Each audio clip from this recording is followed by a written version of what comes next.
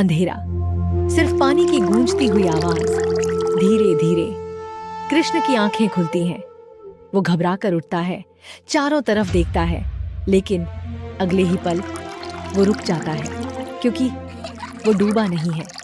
वो पानी के अंदर होते हुए भी सांस ले पा रहा है। उसके आसपास पानी बिल्कुल साफ था, नीला, हल्का चमकता हुआ, जैसे उसमें खुद रोशनी घुली हो। ऊपर देखने पर पानी की सतह हल्की हल्की चमक रही थी और नीचे एक अलग ही दुनिया थी। बाबा! कृष्ण जोर से चिल्लाता है। कुछ दूरी पर महेश भी उठते हैं। दोनों हैरान थे। तभी एक छोटी सी रंग बिरंगी मछली धीरे धीरे कृष्ण के पास आती है। कृष्ण हाथ बढ़ाता है। मछली डरती नहीं, बल्कि उसकी उंगली के पास घूमने लगती है। कृष्ण मुस्कुराता है। पापा देखो। कुछ ही पल में कई छोटी छोटी मछलियां उसके चारों तरफ तैरने लगती हैं, जैसे वो उसके साथ खेल रही हों। एक छोटा सा कछुआ धीरे धीरे उसके पास आता है। कृष्ण उसके खोल को हल्के से छूता है। कछुआ धीरे से आगे बढ़ता है, जैसे उसे रास्ता दिखा रहा हो। ऊपर रोशनी में चमकती हुई छोटी छोटी जेलीफिश तैर रही थी, जैसे आसमान में तारे चमक रहे हों। कृष्ण हल्का सा हंसता है।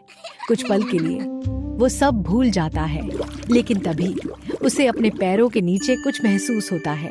वो नीचे देखता है।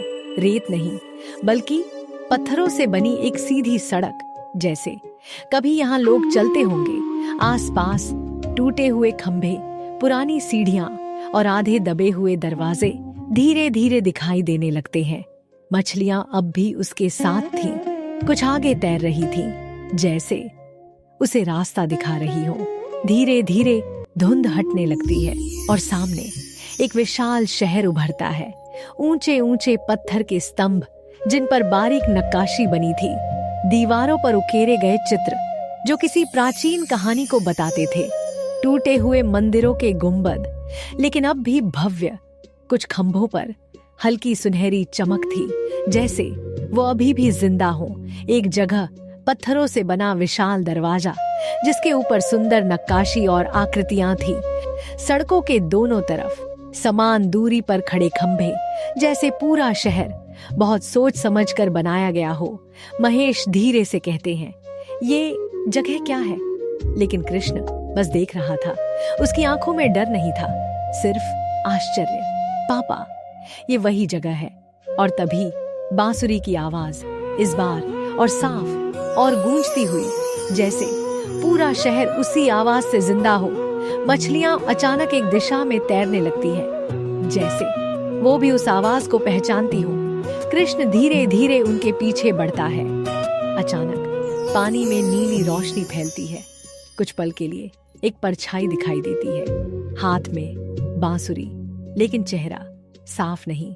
कृष्ण रुक जाता है, धीरे से कहता है, पापा कोई है यहाँ? और तभी जमीन हल्की सी हिलती है। दूर एक विशाल दरवाजा धीरे धीरे खुलने लगता है। उसके अंदर से तेज नीली और सुनहरी रोशनी बाहर आती है।